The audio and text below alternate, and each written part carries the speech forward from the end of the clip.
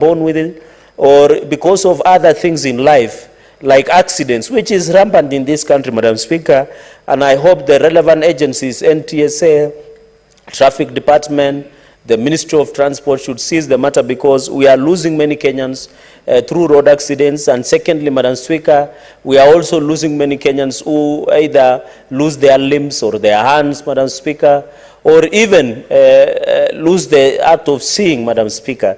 And therefore, it becomes a challenge. So when we have a topic about the people living with disability, Madam Speaker, we should not imagine that these are different from us. They are also part of Kenyans.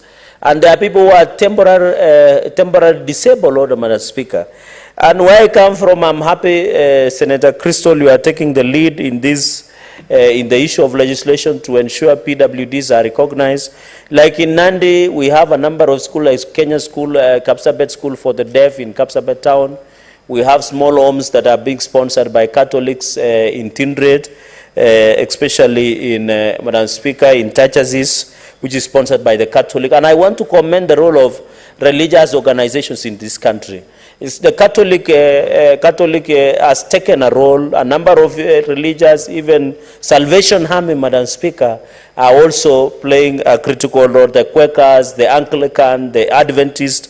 I want to commend the religious organizations for taking keen interest, especially to assist people living with disability. And Nandi has been a beneficiary of, especially of small homes that are supported by, Madam Speaker, by the Catholic Church of Kenya. And I want to really thank the Bishop of Eldoret Diocese, where our jurisdiction, my jurisdiction fall, Bishop Dominic Mengich, Madam Speaker, for ensuring those small homes continue to run. And you know, Madam Speaker, I visited, another one is in Dalat Jobs Public School for the people living with disability. The name Job comes from a young man who was born without arms and limbs. And she attended a normal primary school in Dalat in Masab sub-county. He went ahead to establish a public school specifically for children living with disability. And at the beginning of the year, around March, Madam Speaker, of this year, I visited that school. Madam Speaker, when you see the teachers and the community who supports our children, Madam Speaker, they are doing a lot of job. These are heroes. These are people we should be giving head of state commendations. We should be recognizing them. Not people who just carry kiteri and on the line and just vote and then you give them head of state commendation, Madam Speaker.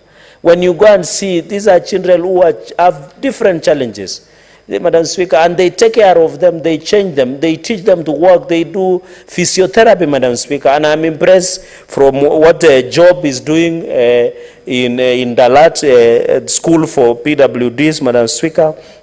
And I will, one of these fine days, I'll request Senator Crystal Asige to visit those of my two schools. There are only two in the county, and also encourage, even to motivate them, to tell them being different is like all of us. Even if you are PWD, it does not mean you have less opportunity. If you are aggressive and you work hard, you can be who you can be. Madam Speaker, in the upshot of my opening remarks, because I'll be very brief, because I've been given the honor to second. Madam Speaker, when you look under Article 54 of the Constitution, it talks persons with disability. And I think the Disability Act that is credited to then Vice President Moody Awori of 2003, I think it has been overtaken by events, and I agree with her that we need to repeal that law and come up with a 2023 one sponsored by Crystal, the PWDs Act. And it is based on Article 54 of the Constitution, because Constitution 2010 is very clear. Like, for example, Madam Speaker, under Article 54, basically what Senator Crystal has done is the import of Article 54 and now give it a prescriptive nature in the legislation. For example, to be treated with dignity and respect, to be addressed and referred in a manner that is not demeaning. I think that is important, Madam Speaker. No one likes to be demeaned. Anyone in this, and they must their dignity, Madam Speaker. When you no longer have a dignity, you are no longer a person, Madam Speaker. And they must be respected, like but be to access educational institutions and facilities for PWDs are integrated into society to extent of compatible with the interest of the person. Madam Speaker, and I want to call upon parents, because research has shown that some parents, when they get children with PWDs, They hide them, Madam Speaker. They don't take them to school. They see as a curse, especially in our African setup, Madam Speaker. You don't choose, somebody was saying you don't choose the parents you are born to. And Madam Speaker, you also don't choose the children you get. So I want to ask parents across the country that let us be proud of our children, whether they are children living with disability or the normal children. And it does not make sense you hide that child because he's partially blind or is blind or cannot walk or has the challenges of walking or coordination and is a PWD, Madam Speaker. We need to see them, like our friends that are seated on your gallery, the students and pupils that are seated there. We need, if you have a child, let them be integrated as part of the society so that they don't feel less of being human being, Madam Speaker. And I'm happy that, Madam Speaker, in the last session we had Senator Manyora, who was a PWD in terms of albinism. We have now a number of colleagues and the champion of PWD, Senator Crystal Lasige. So we need that reintegration. I think somebody was telling me in terms of the speech of the child, coordination of movement to be part of the engagement. But see, Madam Speaker, to reasonably access all places, public transport and information. Madam Speaker, I still request that, especially counties, whenever they are giving out scholarship, bursary, let them prioritize PWDs, vulnerable children, the orphans, so that they can get the best they can, Madam Speaker. I have told you, most parents, Madam Speaker, normally are not proud, especially some parents, I'm not saying all, are not proud when they have a child who is slow to speak, who has a PWD challenge, Madam Speaker. And access public transport in Kenya, I think it is still a challenge. Senator Crystal will agree with me, accessing a public transport in Nairobi, you must be, in Nairobi, Madam Speaker, you don't need to go for a gym if you are using public transport. Because the way those makangas or the matris, Madam Speaker, wanakudondosha, you don't need to, or they drop you, Madam Speaker. You are being dropped at the speed of 180 kilometers per hour. So you don't need even to attend a gym. So we still have a challenge, Madam Speaker, because even I have seen people, and I'm also guilty as charged, in an occasion where, Madam Speaker, even parking, designated parking areas, designated dropping areas for the people living with disability. You'll find somebody who is not a PWD parking on an area that is meant for people living with disability. And that is why public transport, Madam Speaker, is still a challenge. I don't know what the government will do, so that even buses, the way they are designed, they drop on and pick off, Madam Speaker. I don't know in this country, Madam, we are always in a hurry. If we are not overlapping, this country, Madam Speaker, we are good at bad manners. Because if the matatus are not overlapping, the private cars are not overlapping, they don't care PWDs. I'm happy a number of matatu touts, Madam Speaker, sometimes I saw a story, I can't recall when, where they used to drop and pick her, a lady who was disabled. And those are heroes we need to celebrate, because we need to do civic awareness that our Kenyans, 0.9 million Kenyans who are PWDs, also require these services, Madam Speaker. Article 54D, to use sign language, braille, and other appropriate means of communication. Madam Speaker, I think, and I want to thank Senator Crystal Lasika, I think I've seen media houses, even public functions, be it private or public or government functions, I normally see people with sign language. And I think Kenya has come and grown because it was not there before, Madam Speaker. And also to access materials and devices to overcome constraints from persons' disability. The final one, Madam Speaker, is Article 54E. I agree with Senator Crystal that we need to give tax-free and tax exemptions, especially to assistive devices. Madam Speaker, I used to be part of a group called, we were trying to get cochlear implants for the young children, Madam Speaker, and it is very costly. We are being told it costs up to 4 million to get those cochlear implants, especially for the children that have such challenges, Madam Speaker. I agree with that all assistive devices should be zero-rated, should be given tax exemption, Madam Speaker. If we are giving tax exemptions to corporations to start business, I see, which is good, I see corporations come into the country and say, give us tax reliefs, give us tax exemptions so that we can set up business in this country. Let us be humane. Let us give also tax exemptions and reliefs to assistive devices, Madam Speaker, because they are very costly. especially for the people living with it. And this is a small part of our population. It's only the greatest thing that the government can do is to exempt, Madam Speaker, especially on assistive devices, be it listening, walking, because even I remember when I had a political accident in the last session, Madam Speaker, buying that, is it called mkongojo or assisting walking crane, very expensive. I doubt even not, and that is why when you go to the village, Madam Speaker, you get somebody working with the miti, this one, Adonna Ribagora, because, Madam Speaker, it is expensive to get the crane, Madam Speaker. We need to zero rate, especially also issues of physiotherapy, machines, so that when our children, especially children who are slow to walk, and maybe to be using physiotherapy, especially in schools that are run under PWDs, Madam Speaker, I think this is what the Constitution are provided for. I want to appeal to the government. Let us give PWDs and, Madam Speaker, access to cards. I have seen counties. In fact, Madam Speaker, when you come to Nandi, you always get shocked. The PWDs of Nandi are only, when there is a PWD World Day for people living with disability, they are only given soda and mkate, or soda and bread only, and some blankets. That's how these people eat money meant for PWDs.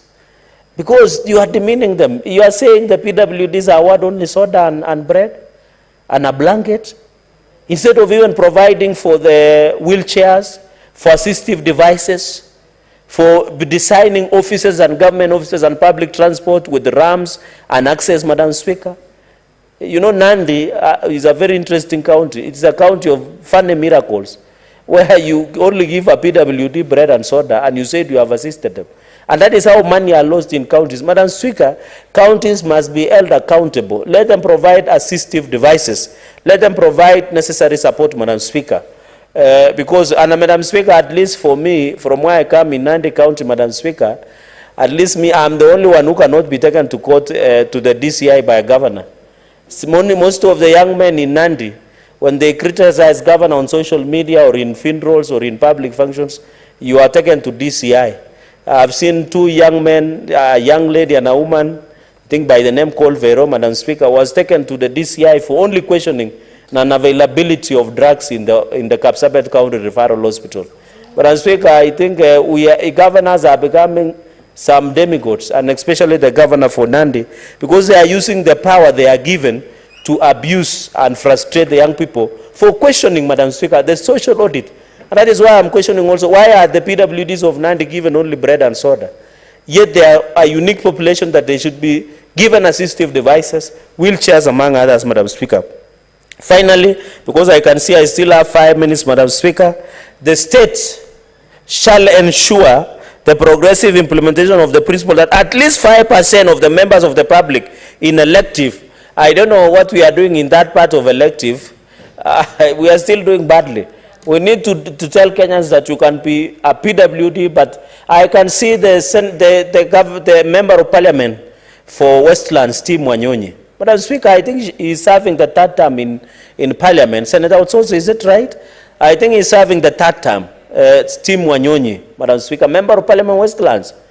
I want to thank the people of Westlands because they have shown the country that you can elect a PWD to represent you. And Tim Wanyonyi has represented the great people of Westlands just like any other able people, Madam Speaker. I know of a number of legislators, Madam Speaker. We are doing badly. The Constitution is 5%. So do 5% of 67 senators. How many should senators be PWD? Madam Speaker, at least we have one we are proud of, Senator Crystal Lasige. And also the appointive. I don't know, Senator Asike, you should bring a statement on the status of appointive. Be it, and I don't want you to be biased against only national government. I want you to request the compliance of this Article 54(2) in terms of national executive. The parliament, Madam Speaker, is failing. We are the lawmakers. I don't think the PWDs we have in Kenya, in parliament, who work for us, Madam Speaker. If you look for it, ni kama kutafuta sindano kwa mahindi, kwa nyasi. Even here in parliament, we are guilty as charged. Can we meet the 5% of our workforce under Parliamentary Service Commission? Unfortunately, Madam Speaker, you sit in the Speaker's panel and you can pass our message.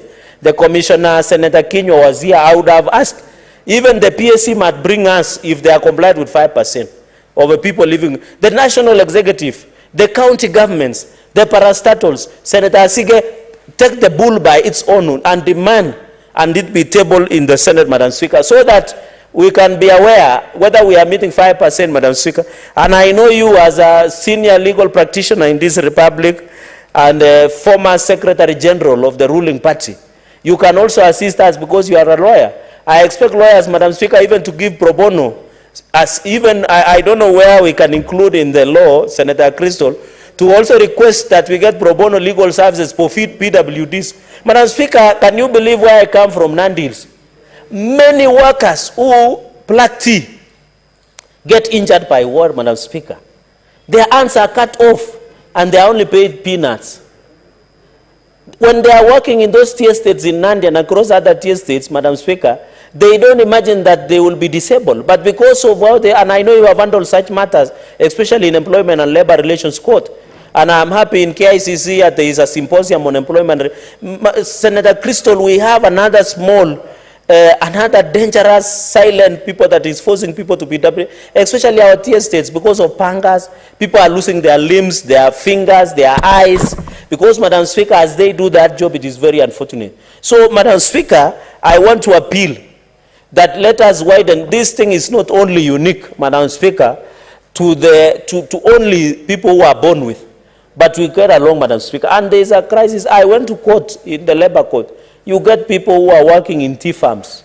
In many other farms, Madam Speaker, they have lost their limbs, their fingers, their hands, Madam Speaker. Even another killer that is causing disability is the border. We need to also, I am happy that the President a few months ago launched training for borders.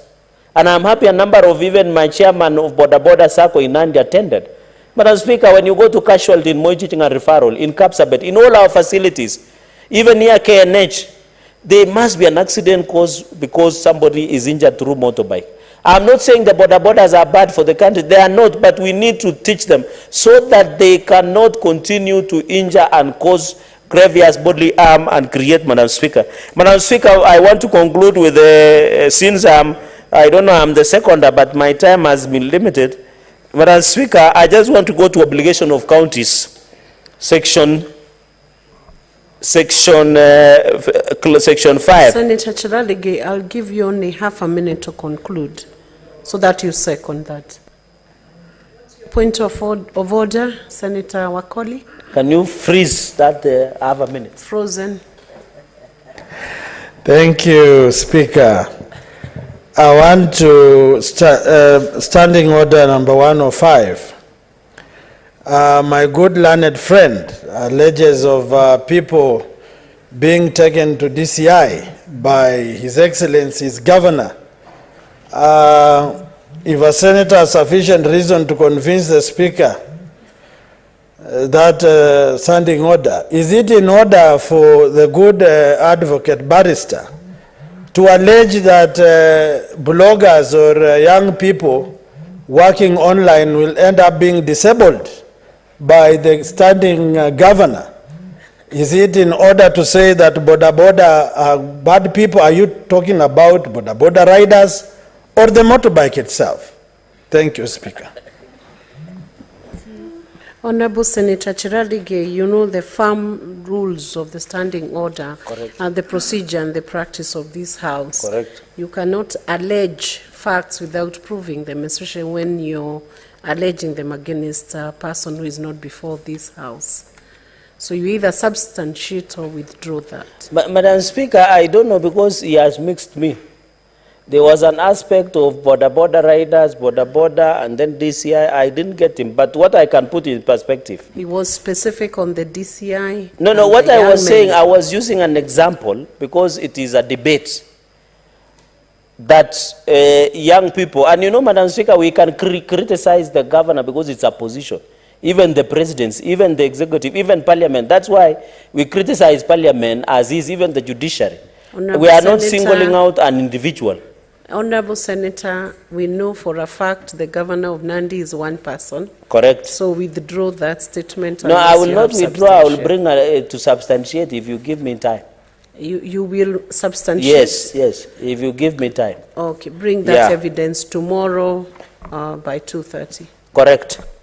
Madam Speaker, the finally, on the obligations of the county government, in a half a minute, I think I'm happy access to free primary education, inclusion of persons with disability in the county public service board. I think the affirmative aspect of procurement. Because if you want these people, Madam Speaker, to work, empower them. And the only to empower them is giving them the finances. Madam Speaker, with those very, very many remarks, I want to thank Senator Crystal Lasige for this wonderful bill. I know the PWDs in this republic will be proud of the Senate for being part of midwifing this one of the wonderful bills and in fulfillment of Article 54 of the Constitution of Kenya 2010. Madam Speaker, with those very, very many remarks, allow me that I beg to second this bill. Thank you, Senator Cherargei.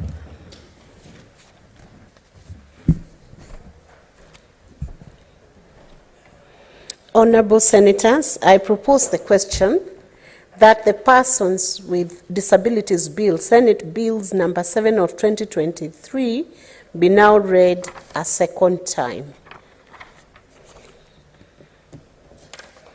I have a communication also from the Chair on visiting teachers and students from Gatamayo High School in Kiambu County.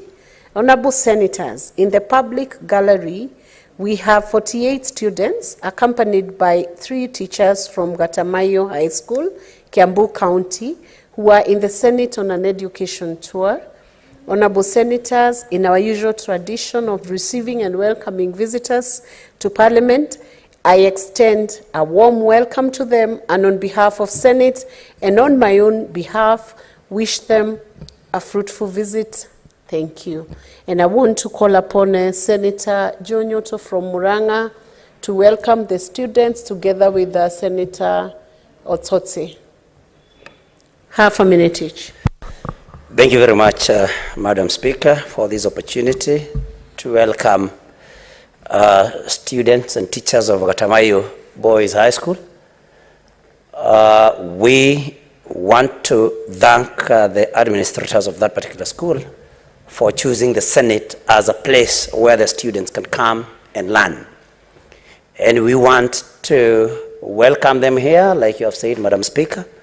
And we want to tell the students that what they have seen happening here is exactly what they should aspire to be doing in the future. Very sober debates, very sober contributions, and this is what the Senate does. I know they will be taken through the roles of the Senate by the sergeant-at-arms and those that receive them. But Madam Speaker, I want to tell them that we were students like them. And we are here because first, we believed in God and we carry the belief in God in our hearts. We obeyed our teachers and our parents, and most of all, or above all, we worked hard. And so, our dear boys, sons from Gatamayo, welcome to the Senate. Thank you, Madam Speaker.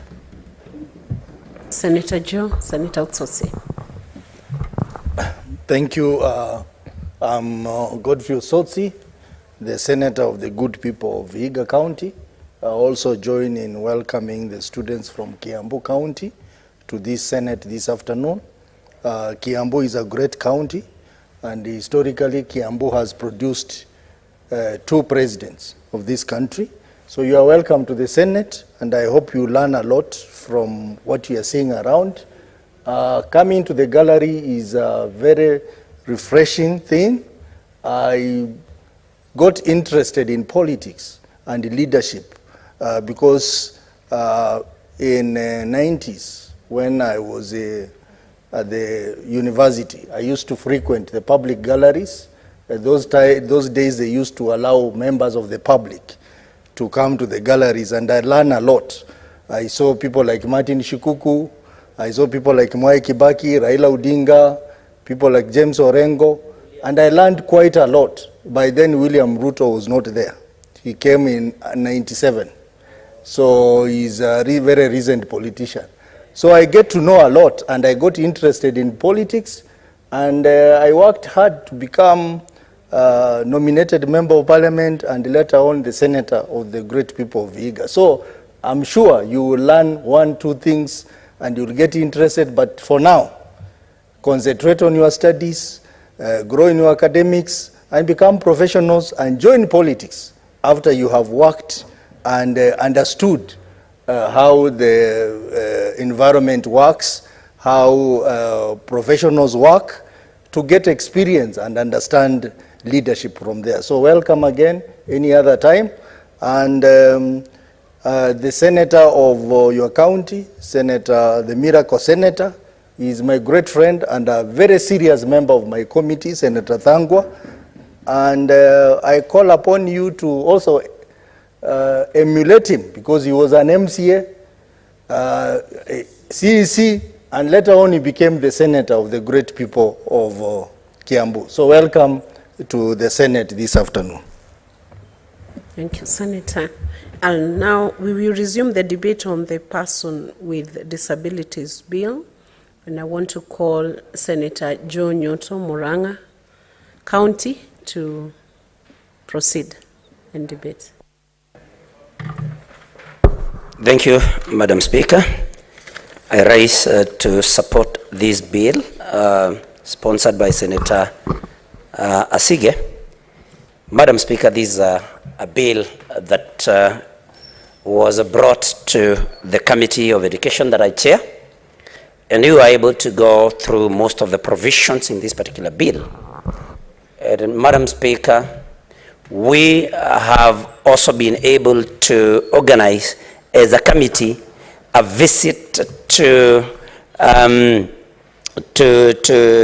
institutions that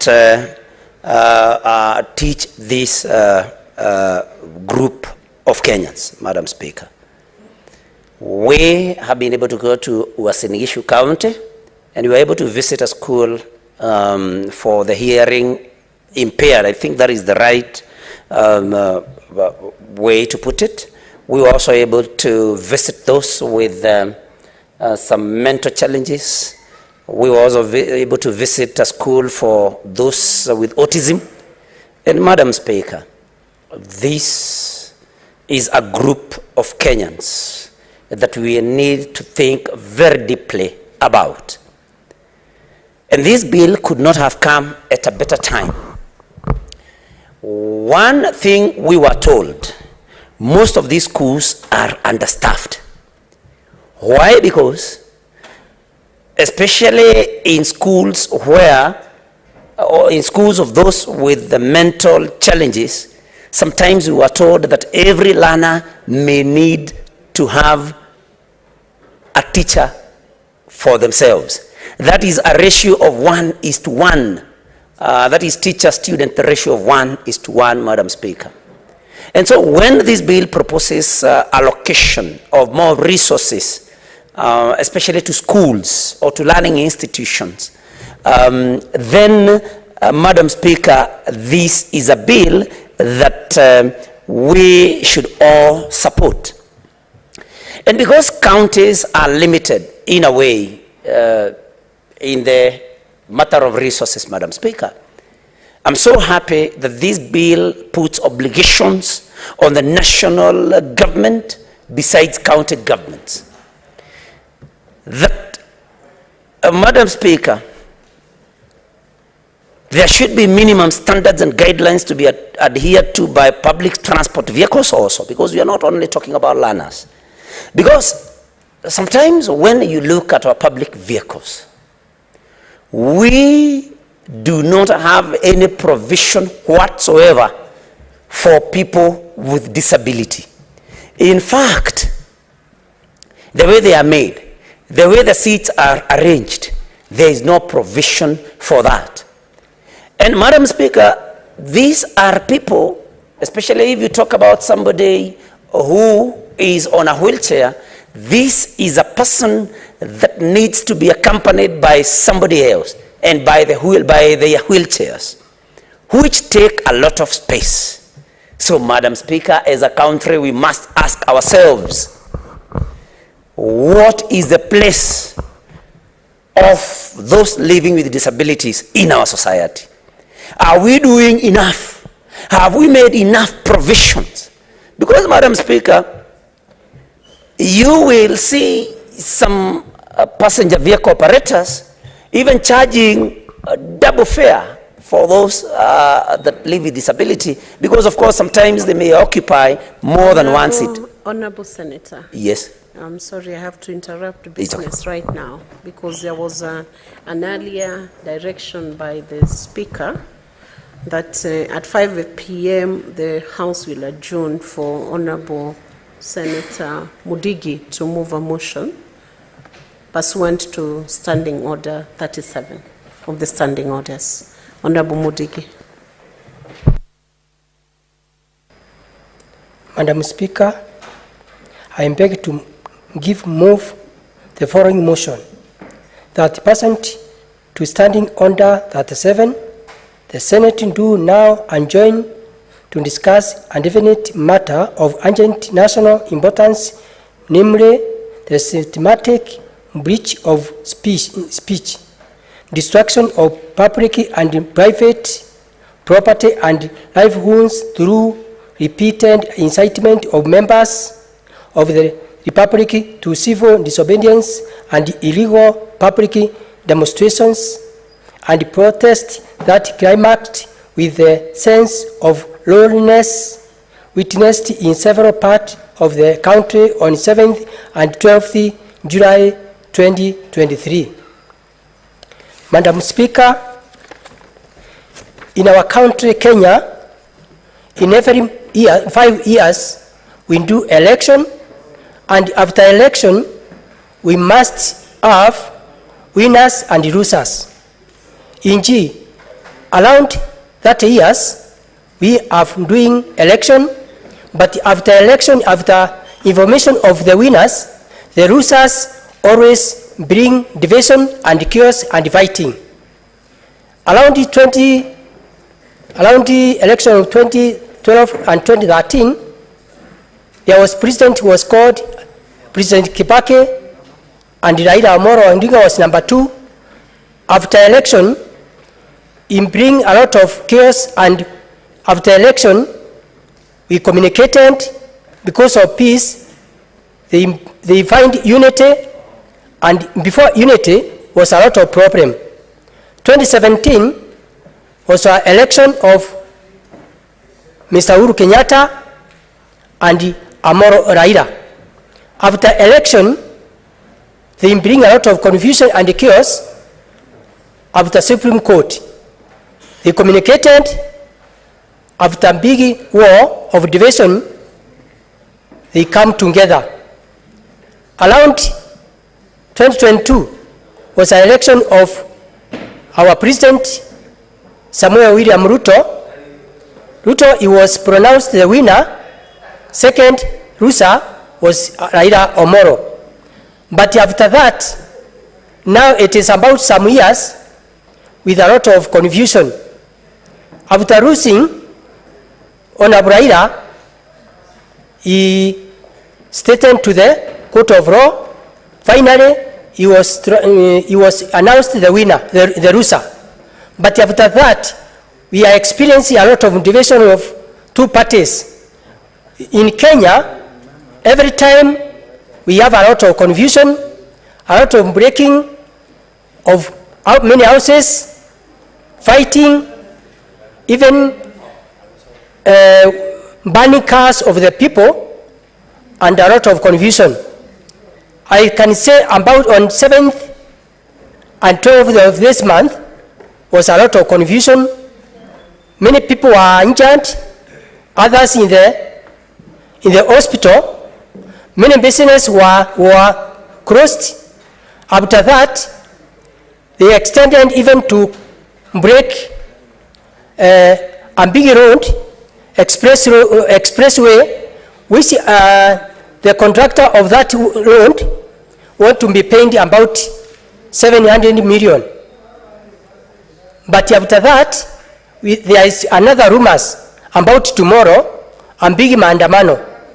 My question is about this. Is it possible for our government, ASMIO, another ASMIO and our government, of Kenya Kwanza, whether they can find a dialogue to sit together to see the way forward. Second, humble request to request whether Senate can constitute a team of commissioners, senators, to find the way forward, and also to see about that Maandamano in Kenya Kwanza Azimio, were number which were mentioned about Raila, about Kioni, about Mother Karua, about Uhuru Kenyatta, former president, and if they receive, they will see in the mistake they are done, can taken to the court of law or other place. Finally, I propose Senator Siregei to second my motion. Madam Speaker, sir. Senator Chaladige.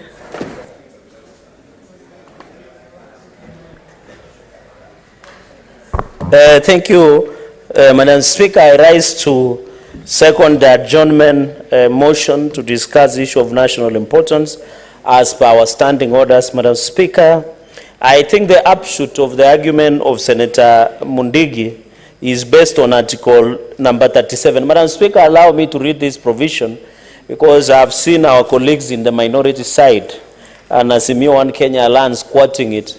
But there is no part that is written that they should go to a demonstration and then when it turns violent, it is the right. Madam Speaker, it says every person has the right peacefully and unarmed to assemble, to demonstrate, to picket, and to present petitions to public authorities.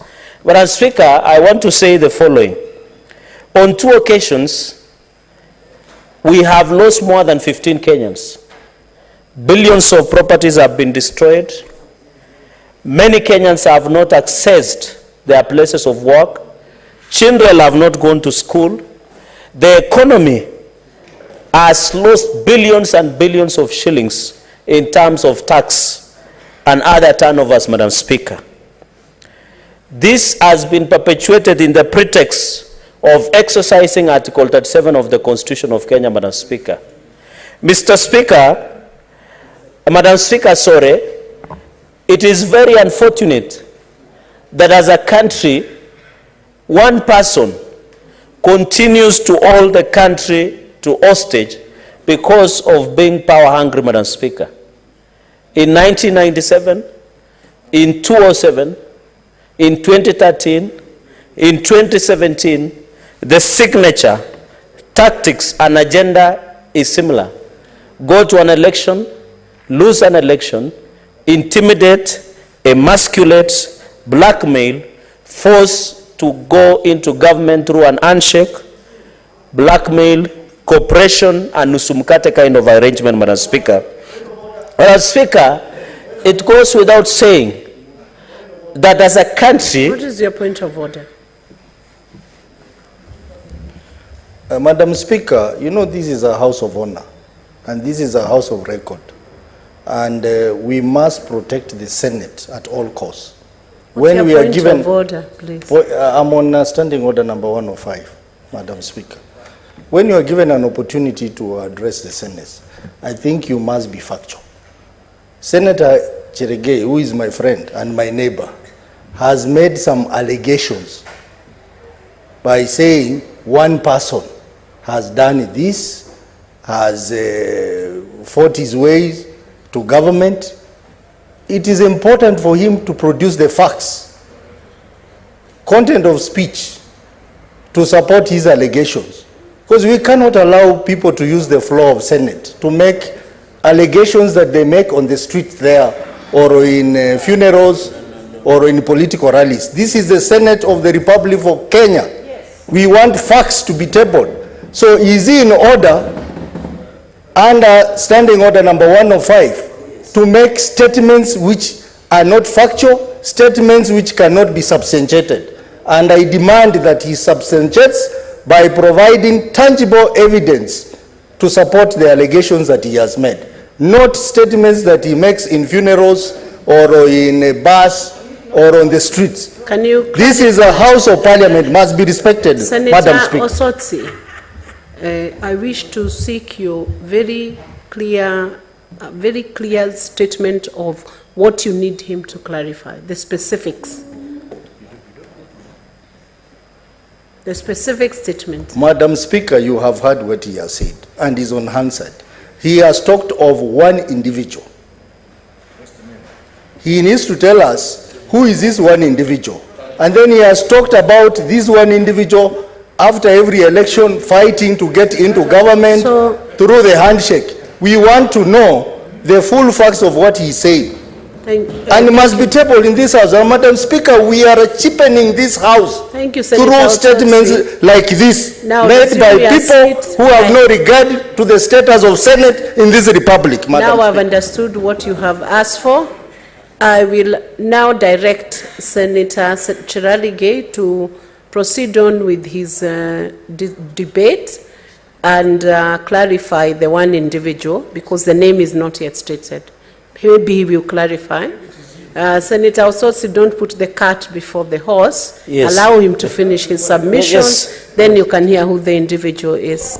In fact, I want to assist Senator Osotsi that there is a court matter already in Speaker Mate of the Embu, that you cannot challenge a process at the beginning. You wait until I finish my submission. But as Speaker, I want to put the record. You know, Senator Osotsi might be, maybe he's a member of a bar. Personally, I'm a teetotaler. I don't take alcohol. So maybe he is recovering from hangovers of the long weekend, Madam Speaker. But as Speaker, the one person, and it is a fact, the one person I'm talking about is Azimio Raila Odinga. And it is a fact. In 2007, he pushed for a government of grand coalition government. It is in the public. Madam Speaker, the law talks about judicial notice. Under criminal procedure, not a civil procedure code, Madam Speaker, criminal procedure act, so that we can is make progress. Very clear. Finish your submission first, and then I'll give you a chance. Resume your seat, Senator. Madam Speaker, and give me my time, because he interrupted my trail of thought. Madam Speaker, how can I substantiate the obvious? You can't, Madam Speaker. It is even judicially noticed, Madam Speaker. Madam Speaker, we must stop this culture. The Constitution talks about national values and principles of good governance. One of the tenets or principles is rule of law. In this country, Madam Speaker, when we go to an election, I don't know of any senator, including Senator Osotsi, my neighbor. I know the opponent and the competitor of Senator Osotsi. I am not aware that the person he defeated has gone for a Maandamano to take away his seat, Madam Speaker. And I want to tell the country, Madam Speaker, the illegal demonstrations being perpetuated by Azimio One Kenya lands is no longer about what they are saying about cost of living or the high cost of food. It is that they are power hungry, Madam Speaker.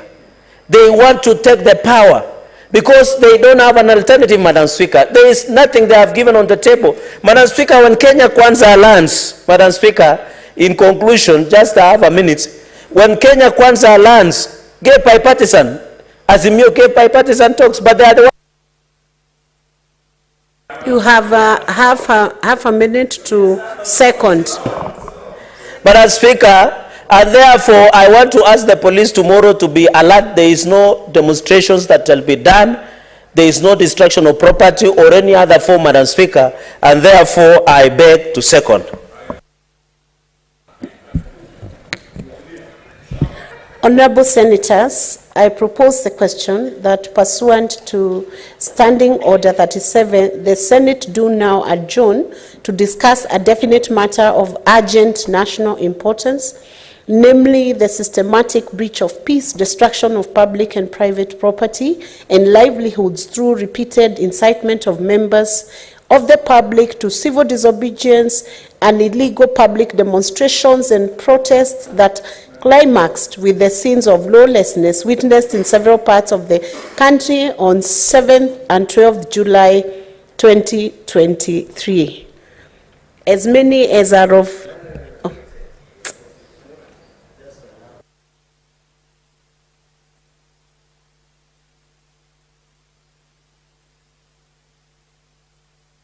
We will now allow for debate on this.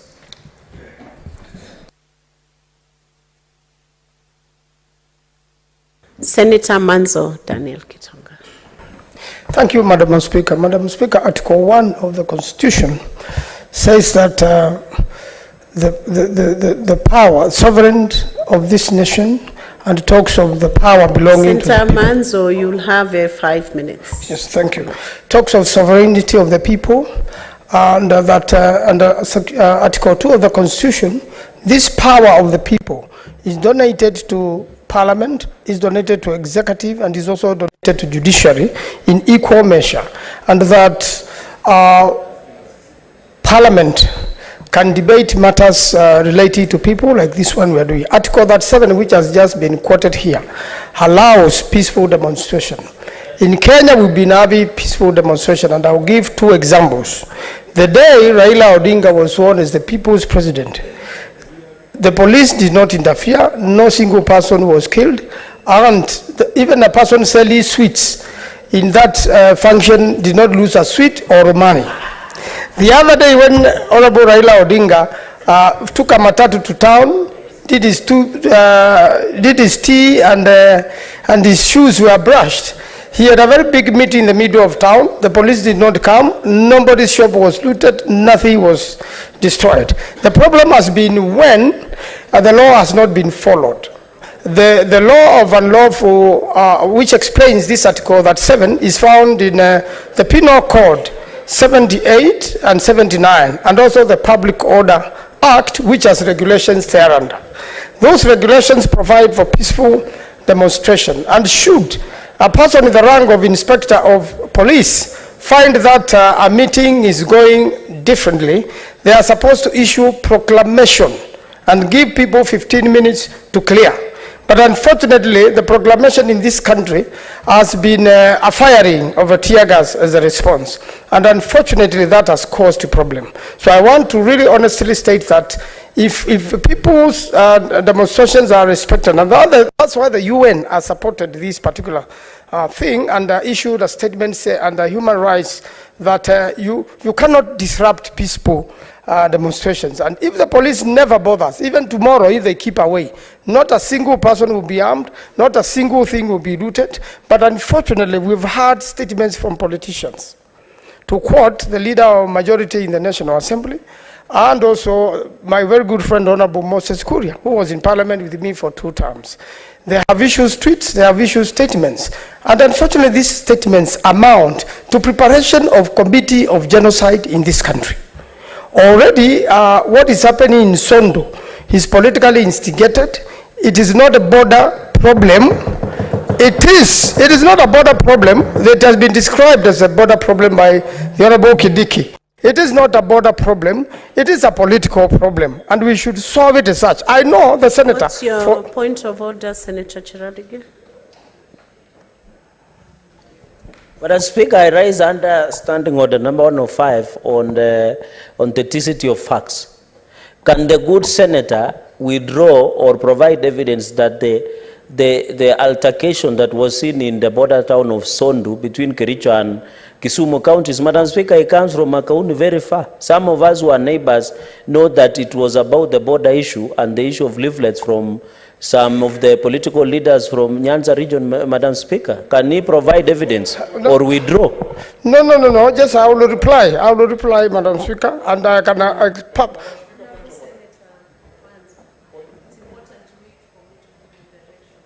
My apologies.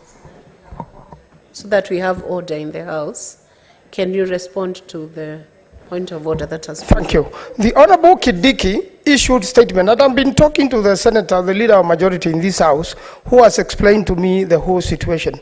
My interpretation of the law, which is very clear, those are tribal clashes, and it is and the leaders are doing everything in the 2 counties to mediate.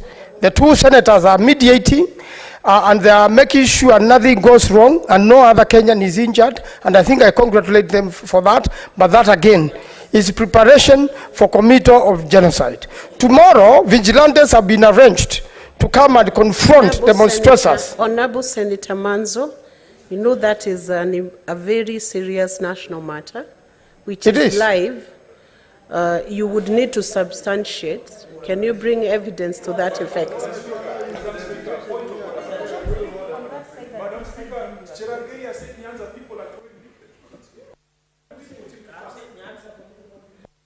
Senator Manzo, are you able to clarify that?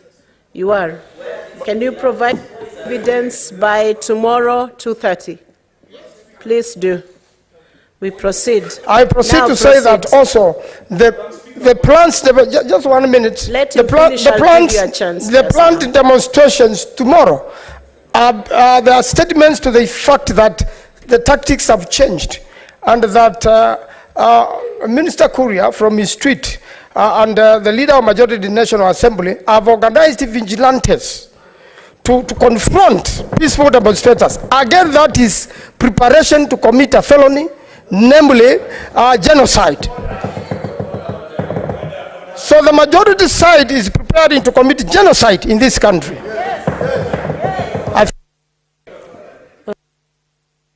Point of order from Senator Kajwang and then Senator Dangwa, Karungo Dangwa. Madam Speaker, we are dealing with very sensitive national issues.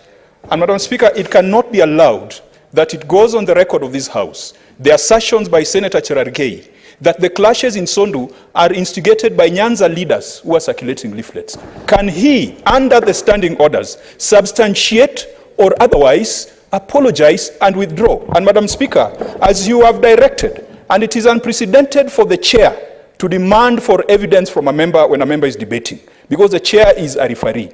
Madam Speaker, you must also use the same yardstick and the same rule you have used to declare that Senator Cherargei must bring evidence to that assertion if he fails to withdraw and apologize. Because, Madam Speaker, I come from Homa Bay that borders Sondu. I come from Homa Bay that borders Nandi. No leader from Luoland or Nyanza has ever sat down, has ever conspired to get arrows, to get spears, and to do oaths. Oaths are not done in the Luo community, Madam Speaker. Oaths are done in the neighboring community. My community does not use bows and arrows, Madam Speaker. What is your point Senator of order? Cherargei must be compelled to withdraw and apologize, or else he must substantiate whatever is assertion that Nyanza leaders are killing people in Sondu. And Madam Speaker, those are the kind of utterances that should automatically lead to a member being thrown out of this House, because they are utterances that can inflame a nation that is already at pains.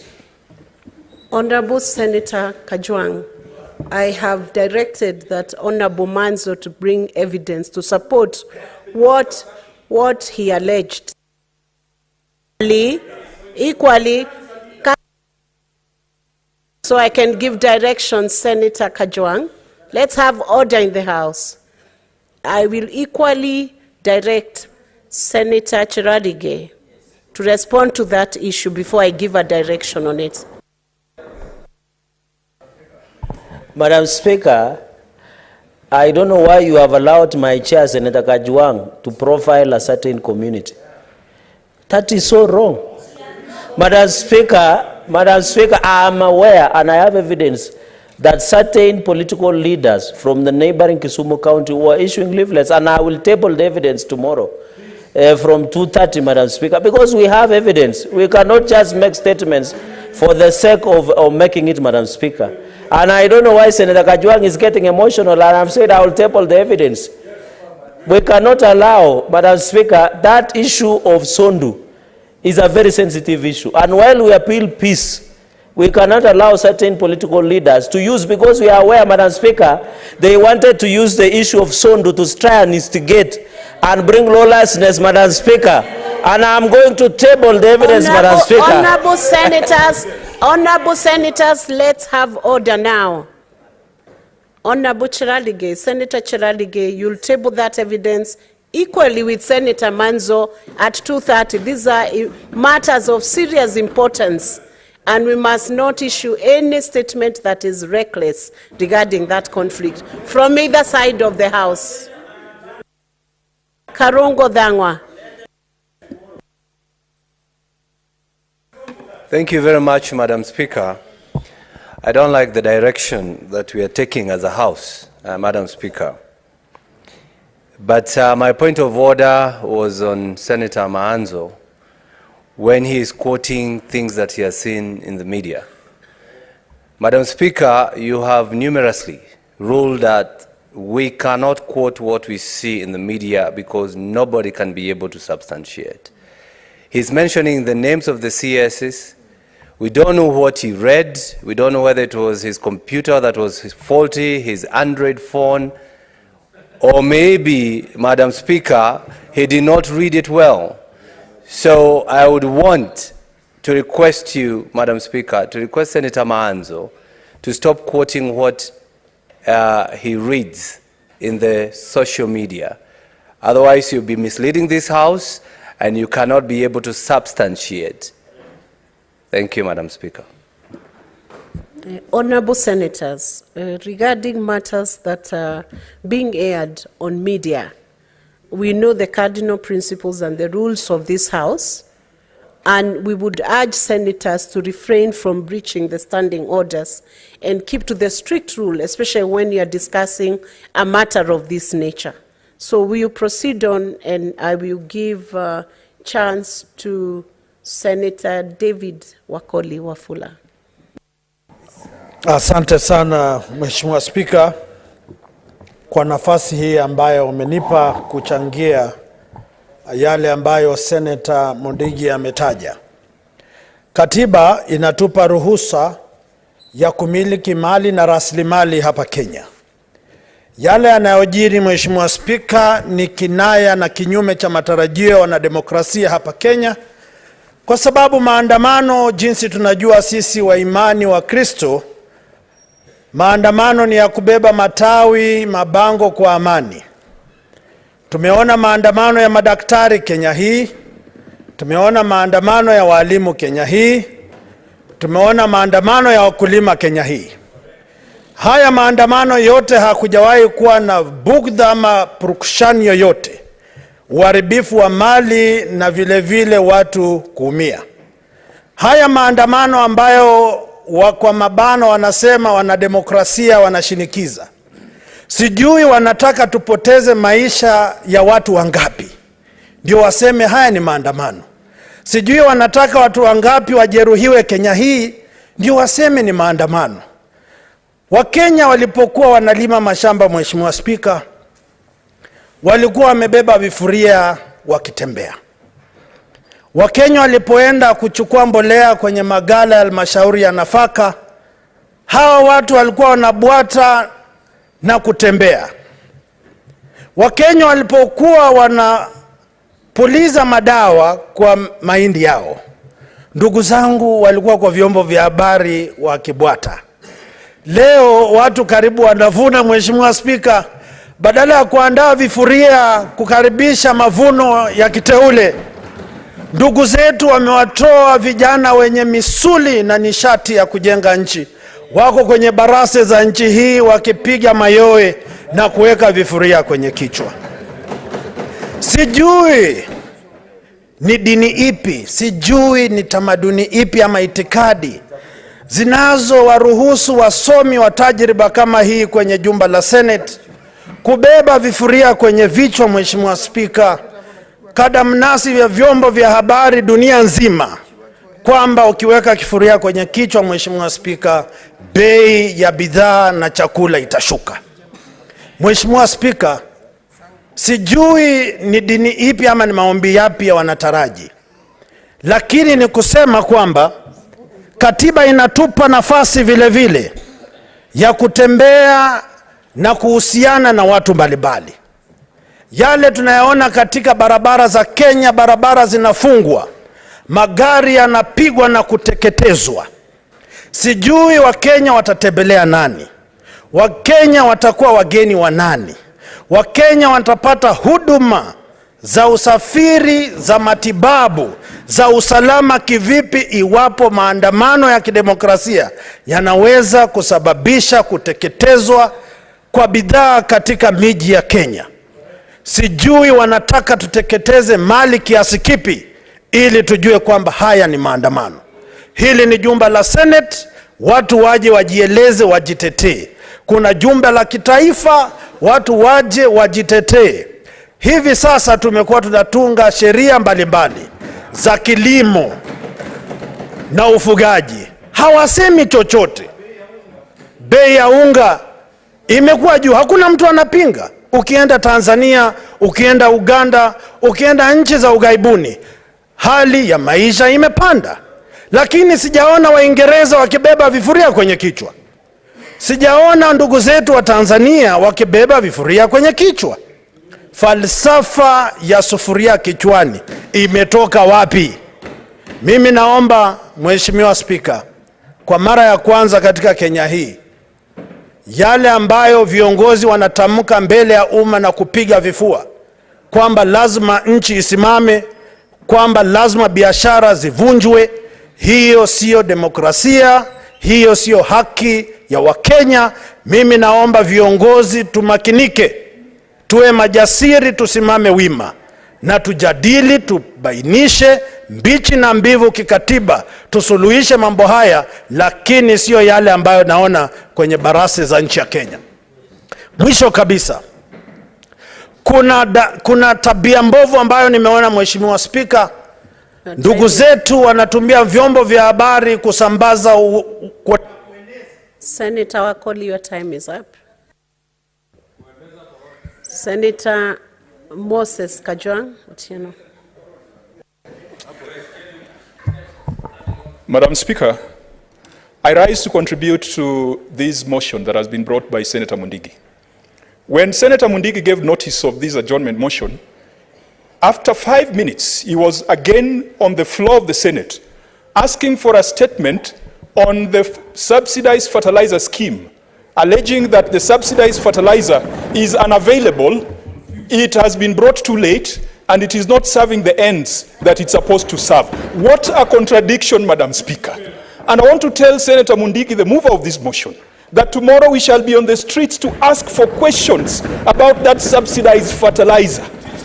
Madam Speaker, I want to assure Senator Cherargei, who also spoke to that statement, and Madam Speaker, I was not in the chamber, but I was following, and he made a very eloquent, a very articulate rider on that statement, saying that when he was in Nandi, the farmers said it should extend beyond maize farmers, it should go to sugarcane farmers, it should go to other farmers. Tomorrow we shall be on the streets demanding that the fertilizer goes to sugarcane farmers. Senator Moses Kajwang, I want you to heed when I rise to speak on something. Senator Med, what's your point of order? Speaker, I would not want to have interrupted my chair. I'm actually surprised that he's saying that tomorrow he will not be in the House, where we'll be having 2 sessions in the morning and one in the afternoon. But my point of order is that on the Standing Order 105 Statement of Facts, Senator Kajwang, my chair, is alleging that Senator Mundigi rose and brought a statement to this House to say that there is no fertilizer, or fertilizer is not being distributed. And if he had given time, or he had, he had read the statement, you know that the question that Senator Mundigi asked is the distribution to the smallest devolved units. It's not availability of the fertilizer, Madam Speaker. The question of availability, Madam Speaker, the government of Kenya, we cannot be disrupted. The government of Kenya, Madam Speaker. Wait for your turn, my brother. The government of Kenya, Madam Speaker. Senator Kajwang, can you be orderly? Resume your seat. Be orderly. Yeah. I gave him a chance to speak. Let's have order. Senator Med has the floor. The person to define what amounts to a point of order is the Speaker. So just hold your horses. Madam Speaker, the government has intimated that we have distributed 5 million bags of fertilizer, Madam Speaker, and the question that Madam Speaker, the question that Senator Mundigi asked, and we have order from the minority side. You are not the one guiding the House. Can you have order? Senator Medhu, finish your point of order. No, let's have order from Senator Kajwang. I feel that Senator Kajwang is out of order for misleading the House, that the statement that was sought by Senator Mundigi was about availability of fertilizer, Madam Speaker. Senator Kajwang. resume your debate, Madam and Speaker, respond to the issues of correctness of what you have stated. Madam in your Speaker, debate, Senator as raised as a Senator point of order. Methu can decide to believe what he wants to believe. But this is the intellectual amnesia that this House has been accused of. And if he wants me to withdraw, I withdraw. And if that's going to make him happy, then allow me to proceed. Madam Speaker, I want to stand with the many men and women who have been felled by police bullets while they are only exercising their rights that are enshrined in the Constitution. Madam Speaker, there are people in this country who wish to rule like Moi did. Unfortunately, they cannot rule like Moi because they don't have the Constitution that Moi had. There are people who think that they can rule like Kibaki. Unfortunately, they do not have the intellectual infrastructure and capacity to rule the way Kibaki did. Madam Speaker, we shall be on the streets tomorrow in pursuit of our economic, political, and social rights that are in the Constitution. And Madam Speaker, those rights are not granted by the Constitution. They are not granted by the state. The state and the Constitution are mere custodians of those rights on behalf of the people of Kenya. And so, when you see people out there with sufurias on their heads, and Madam Speaker, I've also not seen people walking around with wheelbarrows as a transformational economic model. So just allow us to walk with sufurias the way you also bamboozled the nation with wheelbarrows. And today, that wheelbarrow, Madam Speaker, is not moving because instead of greasing the wheelbarrow, they have poured sand on the wheels of that wheelbarrow. They have poured sand by making sure that petroleum is inaccessible, Madam Speaker. Just this week, a parent called me and told me that the school has imposed an additional 10,000 fee on all parents. Why? Because the cost of basic food and commodities has gone up, and school principals have to make sure that their children eat. I know the children that are sitting in the Speaker's gallery today, the parents and the teachers whose children are here in the Senate. Understand me when I say that even schools are unable to make ends meet. Madam Speaker, law and order is a responsibility of the police to maintain. And that is a duty that has been granted to the police by the Constitution of Kenya. What our duty as the opposition and Senator our duty as majority of Kenyans is... Senator Kajwang, let's hear the point of order. Speaker, I rise under Standing Order number 98 and 105 on statement of fact. Senator Kajwang, who is my chair, is stating that the price of cost of living and food has gone up. Yet, 1 year ago, his party leader, that's Raila, Odinga, and Uhuru Kenyatta, were in power. And the cost of unga was 230 shillings. Now, Madam Speaker, the price of unga has come down to 170 shillings. Why did they not demonstrate? Madam Speaker, and I can tell them, there is no one. He has said that some people want to rule like Moi or Kibaki. But we don't want to lose like Raila Odinga perpetually, Madam Speaker. We cannot. My point of order is that let the facts, understanding 105, Madam Speaker. But Madam Speaker, you don't need to shout. This is not a marketplace. Can you request us? You don't need to shout. You just need to listen. You don't need. This is not a shouting match, Madam Speaker. The minority side, they always work out. They can work out. We don't care. They can work out. Madam Speaker, my point of order is they can work out. Who are they? They can work out. Madam Speaker, understanding 105. Madam Speaker, understanding 105. Are you listening? The Senator of Mutembei. I'm talking, Senator Chiralige. Senator Chiralige, when the chair is speaking, you must heed. Correct.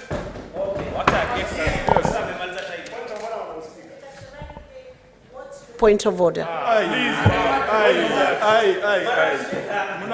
Madam Speaker, you need also to be protected because they are shouting, you can't hear. Madam Speaker, understanding 105 on responsible statement of fact.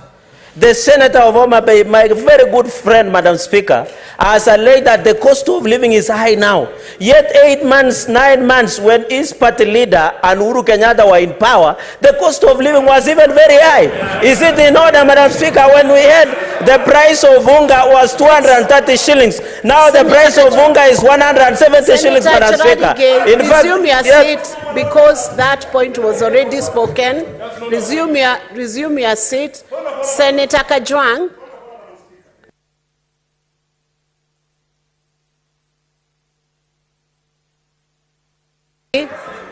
Senator Eddie. Senator Eddie. Senator Kajwang has the floor. Madam Speaker, allow me Respond to that allow me query. to, in response, educate Senator Cherargei on something called fiscal policy. I have given you direction, Senator And Eddie. there are two Heed critical the direction elements of the when you're chair. considering fiscal policy. One is the rate of inflation, two is interest rates, and three is forex rates. Madam Speaker, all these numbers have gone up. And Madam Speaker, I think Senator Cherargei should perhaps educate... Senator Kajwang, do you want to be informed by Senator Eddie? Yes, I'd like to be Resume informed. your seat. Donate your time to Senator Eddie. Madam, it's not a donation, Madam It's Speaker. okay. Let him continue. Proceed. I wish to inform my friend Senator Kajwang that the standing orders of this House, standing order number 101, protects you from responding to Senator Cherargei, who stood on a point of order and explicitly mentioned the name of Honorable Raila Odinga and mentioned the name of Honorable President Uhuru Kenyatta. Madam Speaker, is a president. Whether you like it or not, is a president. You will never be. You will never be. Don't shout at me. You will never be a president. You will never be a president. Respect the former president. He's former, but you'll never be Cherargei. You will never be a president. Respect him. Madam Speaker, can I be heard in silence? I can make noise than Cherargei can make noise in this House. Madam Speaker, I can make noise than Cherargei can make noise in this House. You will not make noise to me, Cherargei. Senator Eddie, you are bordering on being out of order. Senator Cherargei, I give you the first warning. Senator Eddie, I give you the first warning. If you continue being out of order, you will have to exit from this session. That's the direction of the chair. If you continue being out of order, I will put you on the second.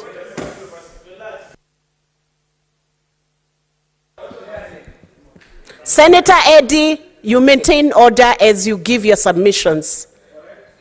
Madam Speaker, I was informing my colleague, Senator Kajwang, that he doesn't need to respond to the kind of lack of intellectual engagement by Senator Cherargei with our standing orders. Standing order number 101 says this: neither the personal conduct of the president, nor the conduct of the speaker or any other judge, nor the judicial conduct of any other person performing judicial function, nor any other conduct of the head of state or government originated in Kenya of any friendly country, or the conduct of the holder of any office whose removal from such office is dependent on a decision of the Senate, shall be referred to adversely, except upon specific substantive motion, of which at least 3 days notice has to be given.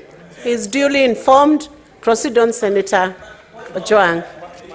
There's no point of order for you. Madam Speaker, Hold your peace, Madam Senator Speaker, speaking on Cherargei. behalf of the people of Homabay, I want to assure this House that we shall continue with our peaceful protests on behalf of the 50 million Kenyans who cannot afford a meal, on behalf of the Uber drivers who went to the street last week, on behalf of the matatu drivers and long-distance truck drivers who went to the street last week, on behalf of the children of this country who cannot get as many meals as the children of Senator Cherargei, on behalf of the police who are being misused, who are being abused, and who are being... Senator Cherargei, Madam maintain Speaker, order. I can't...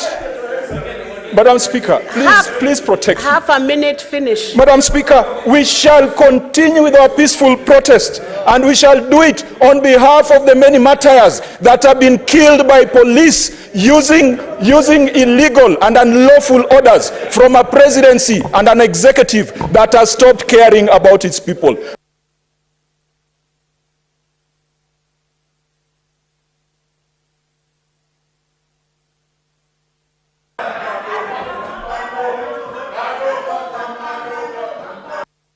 Honorable senators, let's have...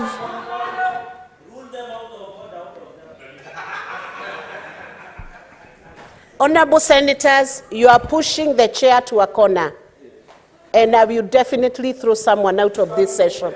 I'll throw the honorable members who are out of order from participating in this session. Let's resume the debate, but maintain order. Senator Joe Nyoto.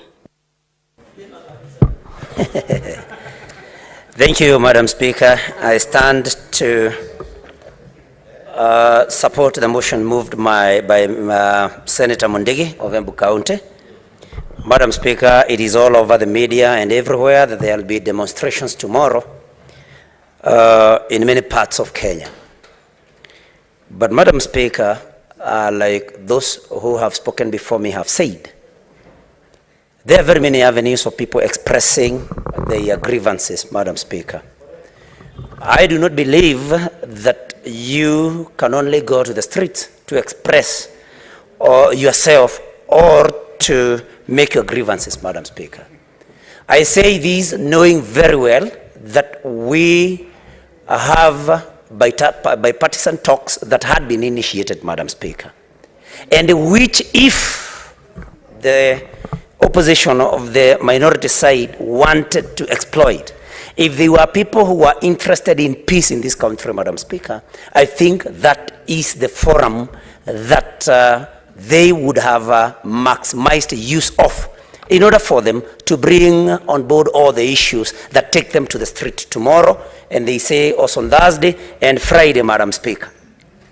I am not a lawyer, but I've listened keenly to Senator Cherargei take us through the provisions of Section 37 of the Constitution, Madam Speaker. And in that particular provision in the Constitution, yes, people have the right to picket, to demonstrate, and to present a petition, Madam Speaker. Now, looking at the demonstrations that happened last week, somebody is left wondering, which public office were those demonstrating on the expressway and damaging the same? Where were they going to present this petition in that particular area, Madam Speaker? So clearly there is malice in these demonstrations, Madam Speaker, and this must be called out, because if Kenya belongs to all of us, and if we want to continue with our country as safe, Madam Speaker, we cannot afford to read only some parts of the Constitution. Let people demonstrate, let them take the petitions that they have to the right government offices, Madam Speaker. Madam Speaker, there have been many instances, and sorry, my paper keep falling. There have been many instances of the minority side talking about these demos. Madam Speaker, we have seen where it started. First of all, it was that the server must be opened, Madam Speaker. Then it mutated. Now it's about the cost of living. Come on. Nobody doesn't know why the cost of living has gone high. Ukraine war is something that everybody knows about. Madam Speaker, we know the seasons. We know I come from a county that has agriculture as a backbone, Madam Speaker. And we know that we have heard about... Senator Wafula, you have a point of order. Do you want to be informed by Senator? As long as it will be his own time, Madam Speaker, that you are going to freeze my time. That's okay, sit. Yeah, so Madam Speaker... Take your seat. He will give you the information he wants to help you with. Asante Mheshimiwa Spika.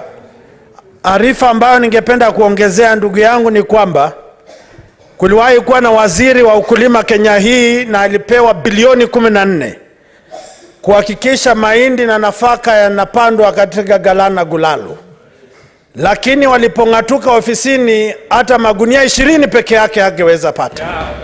Bilioni 14, Mheshimiwa Spika, na sasa wameungana, wamebeba vifuria kwenye kichwa. Ni kinaya na kejeli kwa demokrasia nchi ya Kenya. Asante Mheshimiwa Spika. Proceed, Senator Nyoto. What's your point of order, Honorable Katibu? Nimemsikiza Mheshimiwa Wakoli kwa makini, lakini Kenya hii inajulikana, watu ambao walikula pesa ya mahindi anajulikana ni mmoja peke yake hapa, na hatuna haja ya kumtaja. Asante. Na kuna ushahidi. Proceed on, Senator Nyoto. Senator Nyoto, let's have order, senators. Honorable senators, let's have order. Senator Nyoto, resume the debate. Thank you very much, Madam Speaker, and thank you, Senator Wakoli, for informing me. Madam Speaker, like I had said, this is our country. I don't know why the Azimio side still wants to carry out the demonstrations tomorrow, doing very well, Madam Speaker, that these demonstrations are costing lives of Kenyans, Madam Speaker.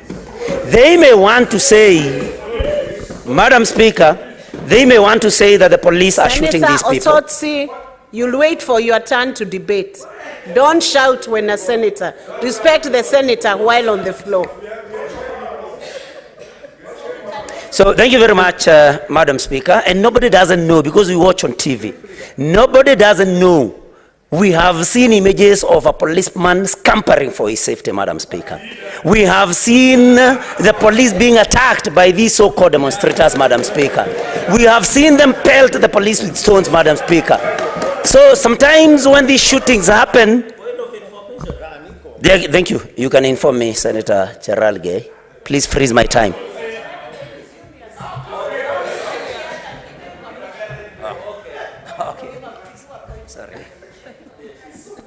Nyoto, do you wish to be informed by Senator Cheralgei? Yes, I do, Madam Speaker. Senator Cheralgei. Madam Speaker, I would like to inform Senator Joe Nyoto that one of the people who has been chasing the police to safety is the Nairobi Senator, Senator Sifuna. You saw him chasing the police at KICC. I saw until, not for safety. Madam Speaker, when we say they are chasing, including their leaders led by Senator Sifuna, was chasing an OCS, not an ordinary sergeant, Madam Speaker. So what Senator Nyoto is saying is correct. It is the demonstrators who are attacking the police. It is not the police attacking the demonstrators, led by Senator Sifuna, who has been chasing around the OCS. Let him chase me, we'll know who I am. Senator Joe Nyoto, proceed. Thank you, Madam Speaker. Thank you, Senator Cheralgei. I didn't know that actually Senator Sifuna was the chief goon in this particular attack, Madam Speaker. Your time is up, Senator Nyoto. Resume your seat. Senator Beth Siengo.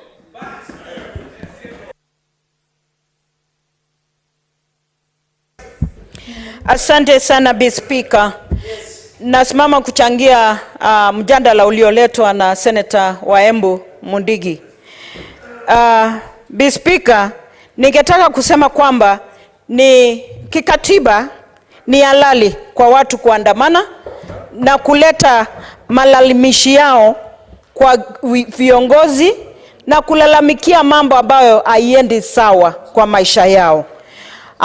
Bi Speaker, ninasikitika kwamba maandamano imechukuliwa kama ni ya viongozi, kama imepangwa na party leader wangu, kama inapangwa na Senator Sifuna, kama imepangwa na viongozi wa Azimio.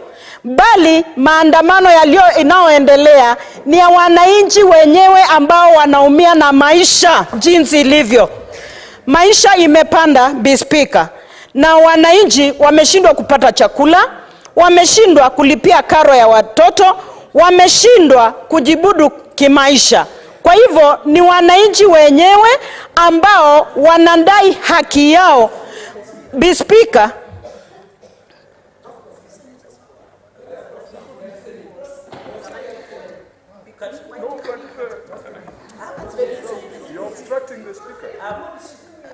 sasa Bi Speaker, ninashangaa kwamba Senator Cheralgei ametoka kwenda kuchukua muda wako na bado niko hapa kwa floor. Speaker. Senator, just hold. Senator Sifuna, approach the chair. Approach the chair.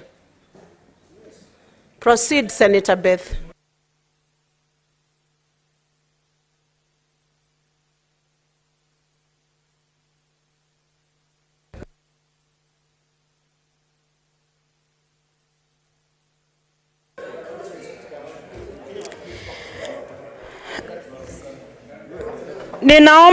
Ninaomba kusema mambo yaliyoko inaniuma sana.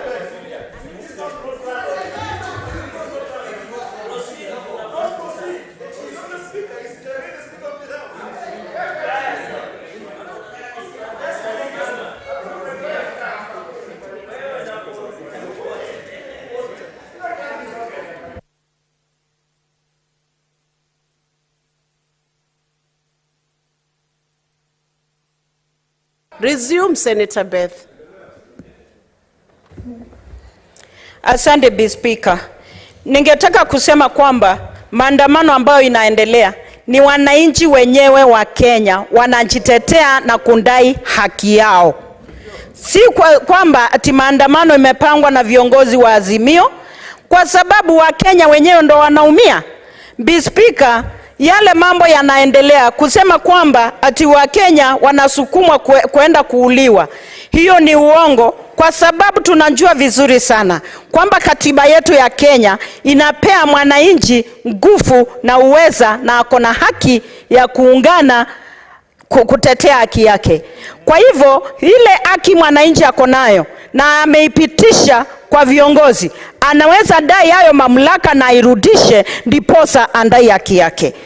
Speaker, ningetaka kusema kwamba hii ni nyumba ya heshima, na kwa hakika Senate wananchi wanatutegemea. Itakuwa ni vibaya sana kama kutasimama kiongozi hapa aseme uongo kwamba ati wale wanaoenda maandamano ndio wanasababisha uharibifu wa mali, ndio wanasababisha vivo. Na tunajua vizuri sana kama sisi wanaazimio tungeachwa kuenda kwa barabara na kundai haki yetu bila kuingiliwa na polisi, bila kuingiliwa na wauni ambao wanapangwa na senators kama Cherargei, basi hakungekuwa na furugu ya yoyote.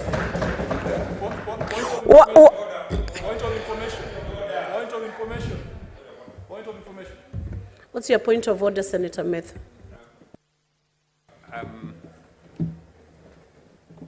Because we would not want to keep interrupting our colleagues, Madam Speaker, but I find it imputing very improper motive, Madam Speaker, for a senator to impute that Senator Cherargei is organizing goons to counter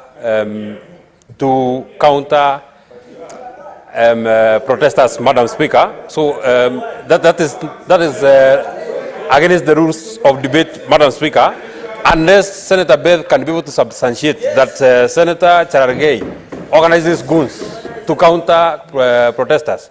Then I find it grossly out of order. Resume your seat. Senator Beth, can you substantiate that statement? That's a weighty statement. Asante Speaker. Kwa kweli ninaweza elezea, kwa sababu tukiwa hapa sisi wote ni shahidi. Senator Cherargei ameita Senator Sifuna goon. Hiyo ni kumaanisha nini? Kwa hivyo hao ndo wanapanga na kuchochea wananchi. Senator kama Senator Cherargei, Senator Medhu wanachochea wananchi ndiposa waonyeshe kwamba sisi ndio tuko na shida. The chair is speaking now. I have asked you, Senator Beth, to substantiate that there is an organization of goons by Senator Cherargei. If you have, or you withdraw. You withdraw that or substantiate. Let's have order, senators. I'm with Senator Beth and Senator Cherargei. Just the two. Senator Methu, let's have order. Senator Beth, you withdraw. Asante Speaker. Hakika ninajua kuna ushahidi Speaker. Nitaleta ushahidi, maana Senator Cherargei ameiweka kwa Twitter, imesambaa kwa social media. Kwa hivyo hakuna kitu ya kuficha. Ni ukweli, ni ukweli. Kwa hivyo kama niko na ushahidi, I direct you to give that substantiation and evidence tomorrow 2:30. Point of information, Senator Kajwang. Yes, Speaker, nimekumbali. Madam Speaker, I wanted to inform Senator Beth Siengo because she said that if the police did not interfere with peaceful protesters when the demos started, and Madam Speaker, I wanted to inform Senator Beth Siengo that on the first day that the people of Kenya decided to come out to protest, the people of South Africa also did the same, led by the Economic Freedom Fighters, EFF. And Madam Speaker, and Senator Siengo, the difference is that in South Africa, the EFF were accompanied by the police. They were given security, law and order was maintained, whereas in Kenya, the peaceful protesters were bastardized, they were tear gassed, water cannons were unleashed on them. And Madam Speaker, the last bit of that information is that Israel has had daily protests for more than 6 months. France has had protests. The United States of America occupied the Capitol. Remember when Obama was president, and even when Donald Trump was president. Madam Speaker, the information I want to give Senator Siengo is that Kenyans, if left alone to exercise their democratic rights, Kenyans are the most sensible people, Senator and Medo, Kenyans believe in a state. But I'm giving information. Surely. Has a point of order. I'm on a point of order. Senator Kajwang, resume your seat. We hear the Can point I of conclude? order. I'm still informing Senator Siengo. I'm still informing Senator Siengo. I'm still on a point of Senator order. Kajwang, resume your seat. Resume your seat. Resume your seat. Resume your seat. Senator Kajwang, resume your seat. A point of order. You have, Senator Medu, you have 30 seconds. Madam Speaker, if we do not respect the position of the chair, then we cannot have a debate. Mine is on contents or speech on a senator shall not impute improper motive. Because besides mentioning is it Senator the same point of order? It's not. It's different. It's different. Besides mentioning Senator Cherargei, Madam Speaker, and she has said that she will substantiate that she has mentioned Senator Cherargei, Madam Speaker, Senator Beth Siengo has mentioned Senator Medu. In this House, it is in the Hansard. Unless she can be able to substantiate that I am part of the people that are organizing whatever she said that we are organizing. Senator Medu. So, Senator Beth, when you resume, you substantiate regarding Senator Medu. Senator Kajwang, finish your point of information. Madam Speaker, the information I wanted to give Senator Siengo and this republic, that Kenyans are reasonable people. Put food in their stomach, they will go back to their duties. Take away punitive taxes, they will go back to their duties. Kill corruption. Stop this outlandish display of wealth, watches, helicopters, shoes, new mansions. Madam Speaker, I am informing Senator Siengo that this protest, as long as they continue vomiting on our feet, as long as they continue vomiting on our shoes, we shall continue. Senator Kajwang, I have cautioned you before. I have cautioned you before to heed when the chair calls you out. Senator Kajwang, it is not considerate to sneak in a debate under the guise of point of information. It is not correct.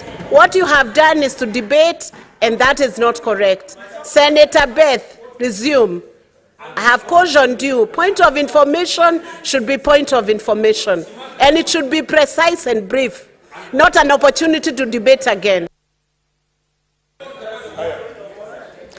Nashukuru. Asante Mbi Speaker, ninashukuru Senator wa Homabay, Senator Kajwang kwa kunijulisha mambo ambao hakika ni ya muhimu sana. Jambo Yes, nimesema kwamba Mbi Speaker niko na ushahidi. Medu ameweka kwa WhatsApp, hata waliitwa Ekulu wakaenda kupangia vile watatu yes, Mliitwa Ekulu mkaenda kupangiwa vile mutatuchinja kesho. Kwa hivyo mjue tunajua.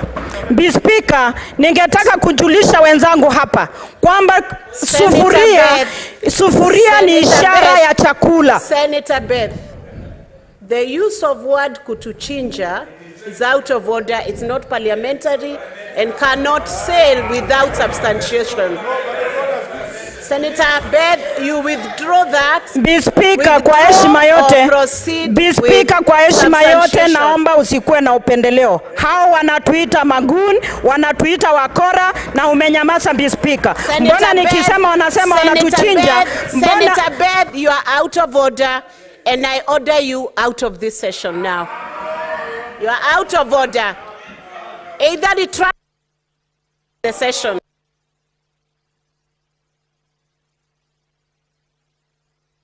Sergeant at arms, she exits from this session. For today's session, Senator Beth, out of the house.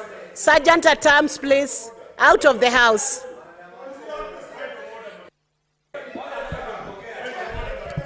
Honorable Senator, Senator Beth, out of this session. Honorable senators,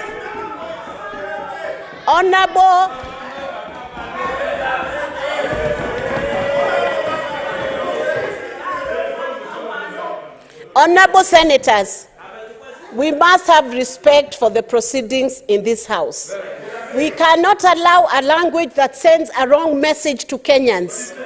You will keep to the parliamentary language, and if you cannot, you exit from the session until when you can do the right thing.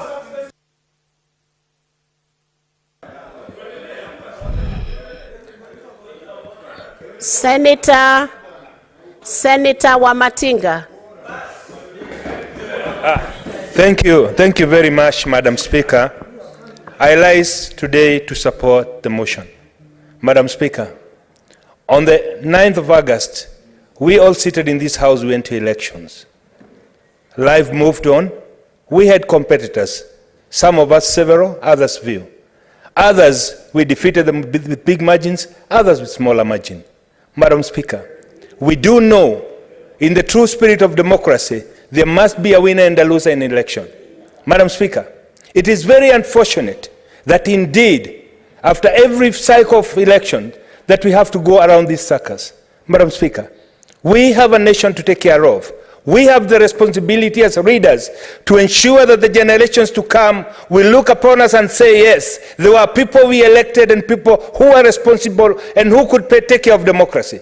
Madam Speaker, that calls us to be able to lose and go on, Madam Speaker, because every 5 years we have re-elections again. Madam Speaker, it is very unfortunate and indeed very deceptive and mockery of democracy that we can stand and tell Kenyans that we are standing and calling demonstrations because we want to bring the cost of living down. Madam Speaker, the cost of living can only be brought down through hard work, people planting and harvesting. Madam Speaker, because there is a God who lives, we are going to have a bumper harvest. We are going to have enough food, Madam Speaker. But there are those who are convinced, Madam Speaker, that unless they are in power, this country can never be in peace. It is so unfortunate, Madam Speaker, that we as a house can stand here and debate how we will actually destroy Kenyan property in the name of bringing the cost of food down. Madam Speaker, it does not take a genius to know that you cannot bring the cost of living down by destroying property. You cannot bring the cost of living down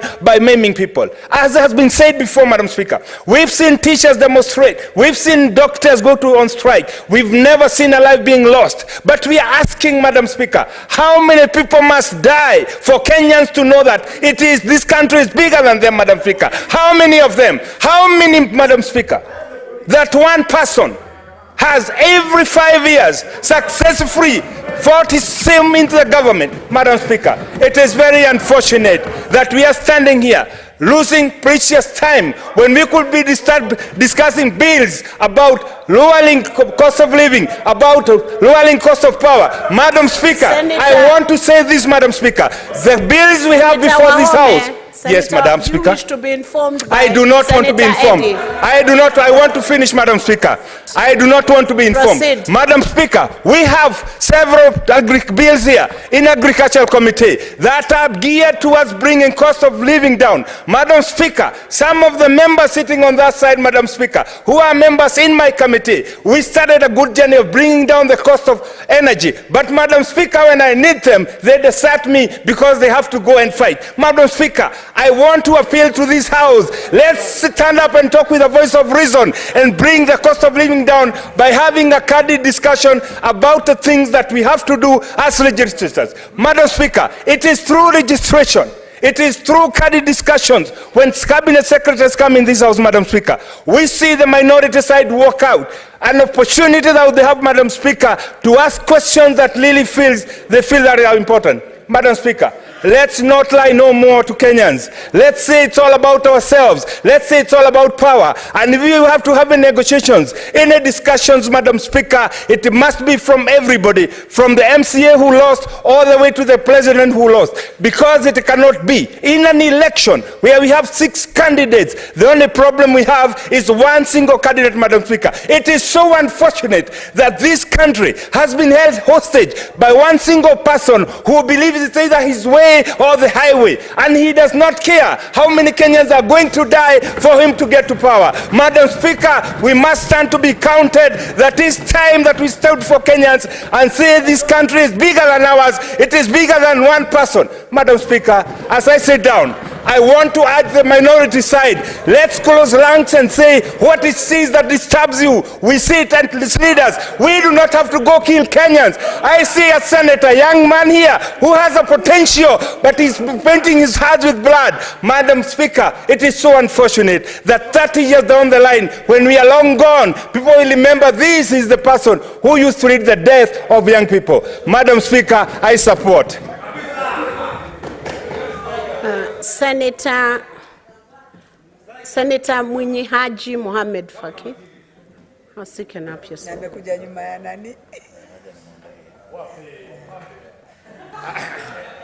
Asante Spika kwa kunipa fursa hii kuchangia hoja ambayo imeletwa bungeni na seneta wa Embu, Seneta Mundigi. Mheshimiwa Spika, kwanza kabisa ningempongeza seneta wa Embu kwa kuleta mswada huu alasiri ya leo, na kwamba mapema alikuwa ameomba taarifa hapa kwa nini watu wake wamekosa mbolea ili waweze kupanda miti na waweze kuzalisha chakula kwa uzuri zaidi kwao.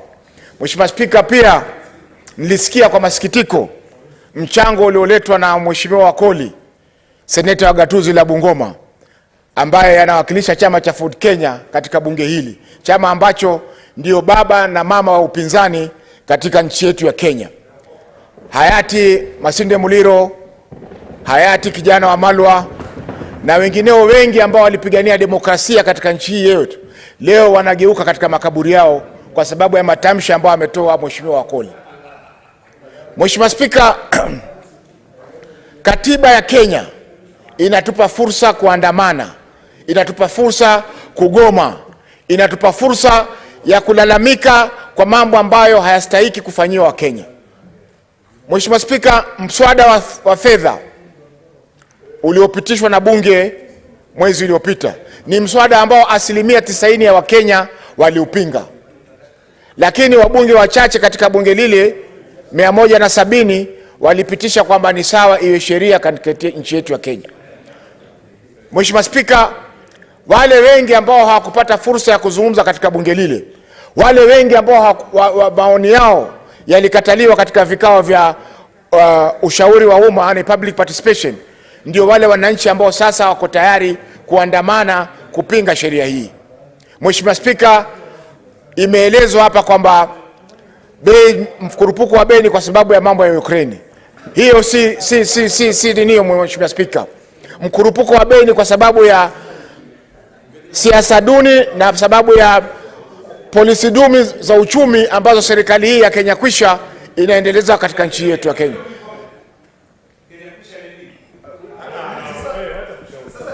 What is your point of information? Is it point of order or point of information? Mheshimiwa Spika nilinde. Honorable Senators. Naomba Mheshimiwa Spika unilinde. Honorable Senators. Naomba Mheshimiwa Spika unilinde kwa sababu uchungu ni Honorable mgumu. Senators. Do you Ni have timu ya a point of Mombasa. order, Senator Wamatinga? Under which standing order? Madam Speaker, Under which standing order? I'm standing under the order that is the senator in order to misinform the House that there is a Kenya Kusha government in this country. Is he in order? Can you respond, Senator Faki, what you mean? Mheshimiwa Spika, sikusema kwamba ni serikali ya Kenya Kwisha. Nimesema Kenya Kwisha. Iko tofauti ya serikali ya Kenya Kwisha na neno Kenya Kwisha. Nafikiri mungenisikiza kwa makini waheshimiwa. Kwa sababu mwataka kufanya bunge la seneti kuwa kama yale mabaraza ya mitaa kule mnakotoka. Mheshimiwa Spika, ningependa kusema mambo haya. Ningesema kupenda mambo haya kwamba polisi ndio chanzo kikubwa cha kutawanywa na kuvurugika kwa maandamano katika nchi yetu ya Kenya. Na hii Mheshimiwa Spika nasema kulingana na takwimu na vile vile mambo ambayo yalinipata mimi mwenyewe binafsi kama seneta bunge wa kaunti ya Mombasa. Mheshimiwa Spika, tarehe 12 Jumatano iliyokwisha sisi tulikuwa tumetoa arifa ya kuandamana katika kaunti ya Mombasa. Na arifa ile ilipelekwa mapema kwa polisi, lakini polisi walikaa mpaka saa 2 asubuhi wakati tuko tayari kuandamana, na wakaleta barua ya kusema kwa maandamano ni marufuku kwa sababu ya utalii. Lakini Mheshimiwa Spika, nimeangalia Mheshimiwa Spika, mimi nachangia mswada wa Senator Mundigi na yeye ndio wa kwanza kupiga kelele. Mheshimiwa Spika, lazima wakati ujao Mheshimiwa Spika tukija hapa bunge watu wapimwe wamekula mirama muguka kiasi gani. Mheshimiwa Spika, tukatimuliwa Mheshimiwa Spika. What's your point of order, Senator Charadige? Senator Faki. Madam Speaker, standing order number 105, is it in order for the senator of Mombasa who does not know the value of miraa and miraa farmers to allege that miraa is something that you take like a drug, Madam Speaker, yet it is not alcohol, Madam Speaker? Is it in order to cast aspersions on the use of miraa, Madam Speaker? And Madam Speaker, is it in order for him we don't have a government called Kenya Kwisha, we have a government called Kenya Kwanza. He should be informed, Madam Speaker. Is it in order to cast aspersion on the use of miraa and insult miraa farmers who are hardworking, yet they purport that they are fighting for farmers, Madam Speaker? Is it in order? Senator Faki, can you respond to that?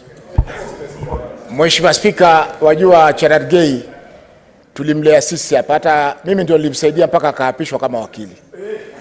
Kwa hiyo Mheshimiwa Spika, na heshima ni kitu muhimu. Yeye amekuwa nje ya bunge, ameingia tu na kuweza kuruka na kusema kwamba mambo ya miraa hivi na vile. Mheshimiwa Spika, nyingine huwa si hoja za nidhamu. Nyingine huwa ni mtu apate fursa kupiga makelele. Hakuna chochote kilichokosa nidhamu hapo. Nimesema kwamba kuwekwe mashini ya kupima watu kama wamekula mirama mguka. Hiyo haimaanishi kwamba tumetusi mtu yote. Mheshimiwa Spika, kwa kumalizia Mheshimiwa Spika, ni kwamba polisi ndio watu wa kwanza kuvuruga maandamano. Senator Wafula. Asante Mheshimiwa Spika. Kanuni 105 sielewi mbona mheshimiwa anaashiria kwamba wanaoingia kwenye jumba hili kama maseneta huwa wanaashiria kutumia vileo ama mihadarati wanapofanya kazi zao. Naomba athibitishe ama aombe msamaha Mheshimiwa Spika. Mheshimiwa Spika, Senator Kajwang, maintain order. Mheshimiwa Spika, Senator Faki, you have half a minute to respond to that allegation. Mheshimiwa Spika, that senators, tukiingia pale katika mlango kila saa 8:30 tunaangaliwa silaha. Hakuna anabeba silaha hapa, lakini tunaangaliwa silaha pale. Kwa hivyo itakuwa si makosa kwa wale ambao watoka sehemu zile ambazo wana vitu kama hivyo waweze kupimwa kama wametumia ama hawajatumia. Kwa kumalizia Mheshimiwa Spika, your time is up, Senator. Your time was up actually. I was letting you respond. Bado kama moja. Mheshimiwa Spika, Kwa kumalizia, resume your seat, Senator. Speaker, angalia huyu. Senator Faki, resume your seat. Your time is up. Senator Mungatana Danson Buya. Yeah, Mr. Speaker, I'd like to start by congratulating the Honorable Alexander Mondigi for bringing this matter so that we can have an opportunity to have an intellectual discussion in this House. Mr. Speaker, Madam Speaker, I want to make only 2 points very quickly because the time is short. The first one is that the alleged waiving of Article 37 to justify Maandamano, Mr. Speaker, is wrong.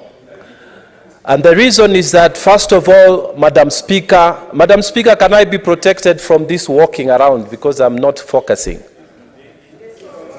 Honorable Senators, please let's have order. Yeah, even the mover of the Can ocean. you resume your seats, Honorable Senators? We want to have an intellectual discussion. Madam Speaker,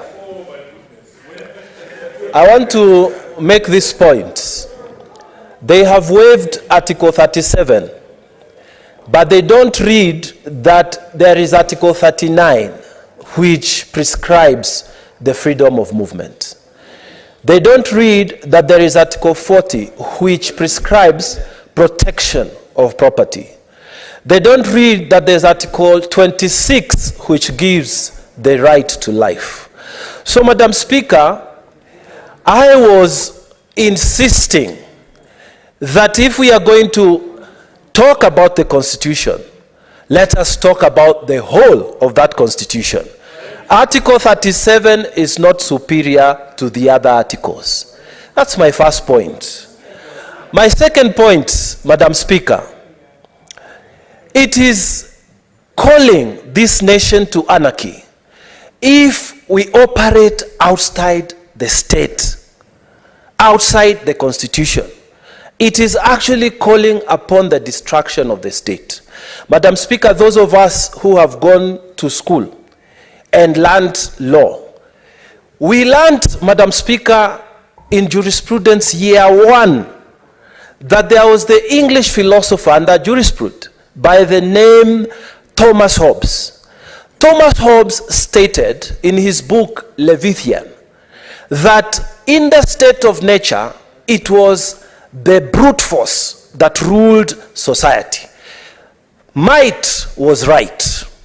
Then society developed. It created states.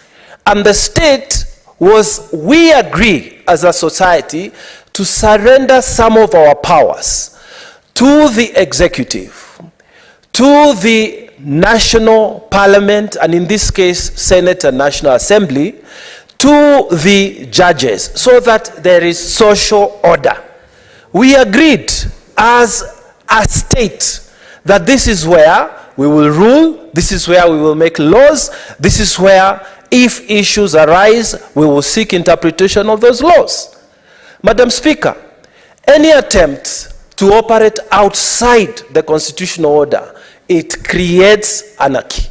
Madam Speaker, I want to tell our leaders who are in the opposition that when you move out of the state, agreed state structure, which we have put in the Constitution, agreed that when we have a problem, we shall go to the judges, that when you want to create law, we shall go to the House of Laws, that when you want to execute, we shall go to the powers that is executive.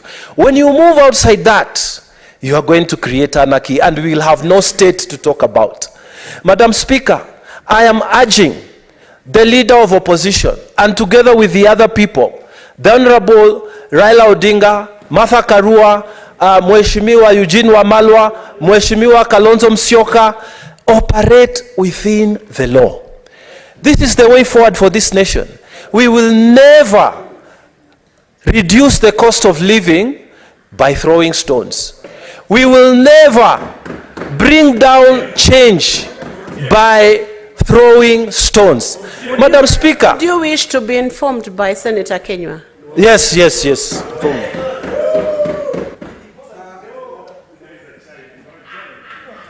Bwana Speaker, Bi Speaker, pole. Senator Mungatana anawajua hawa watu kwa mienendo yao, kwa mavazi yao na huka zao. Bwana Speaker, Bi Speaker, unakumbuka vizuri Mlamamba kama alivyokuwa kijita nyakati zile, alipambana na huyu mtu.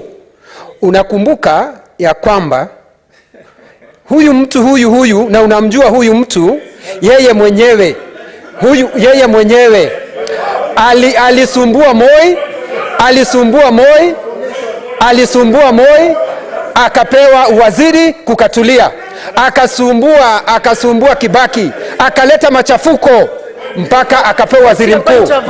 Kutoka hapo akasumbua Uhuru kwa maandamano haya. Senator Kenywa, there is a point of order here. What's the point of order? Please, Madam Speaker, you warned me and gave me directions that I should not use a point of information to debate. And I complied and I respectfully accepted your decision. Madam Speaker, Commissioner Kenywa, who should know better because he has been a speaker in this house, is using point of information to debate and talk about crocodiles, things that are not before the house, Madam Speaker. Okay. Please rule him out of order. Resume your seat now, Senator Kenywa. Senator Kajwang. Senator Kenywa, can you give the information without bringing in a debate?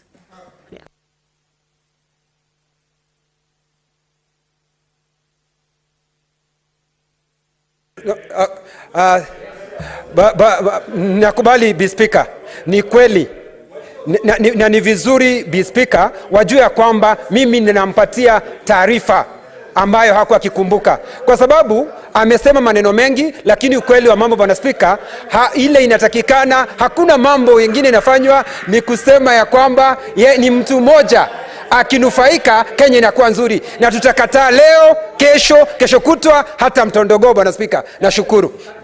Senator Mungatana, would you wish to be informed by Senator Wafula, or you will? Proceed, Senator Mungatana. Yes, let me conclude by saying this. It's very serious, Madam Speaker.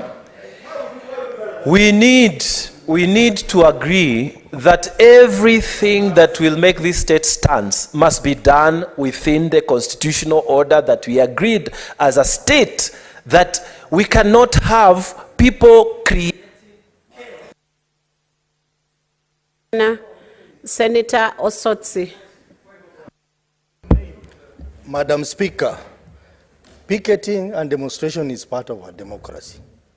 And it is not a surprise that those in Kenya Kwanza are against demonstration.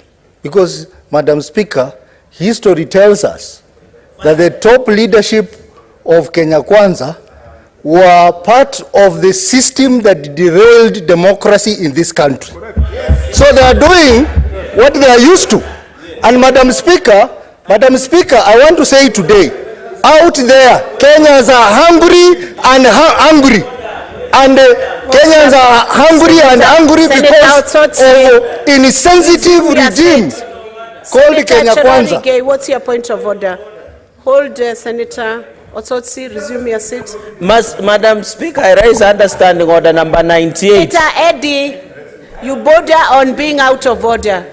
Let's have order. Madam Speaker, I can forgive Senator Eddy because the situation he is in. Standing order number 98 and 105. There is what we call 101 also, contents of speech. Madam Speaker, the senator who is my neighbor, Omwami Otsotsi, has alleged that the top leadership in Kenya Kwanza administration have been against demonstrations.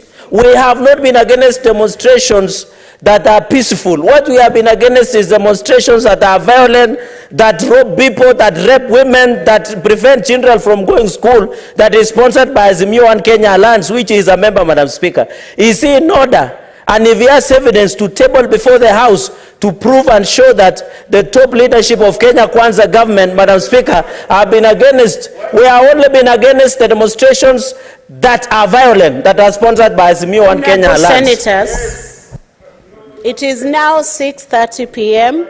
time to adjourn the House. The Senate therefore stands.